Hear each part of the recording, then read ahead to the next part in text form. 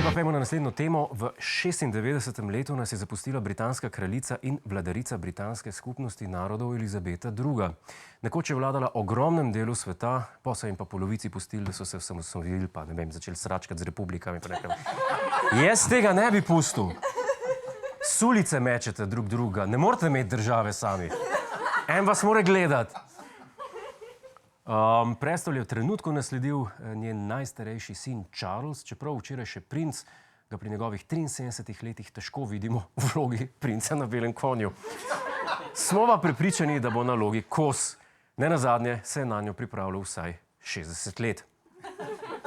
Njena poslednja uradna opravka na poletni rezidenci na dvorcu Balmoral na Škotskem, kjer se je tudi poslovila, je bila pomahati nekdanjem premierju v odhodu Johnsonu in podeliti mandat Liz Truss, novi premierki Združenega kraljestva.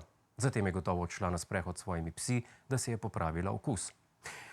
Borut Pahor bo torej potoval na kraljičin pogreb in se tako tik pred iztekom mandata udeležil še enega državniškega spektakla na najvišji ravni, kar je, glede na nabor novih predsedniških kandidatov, dobro predvsem za Slovenijo.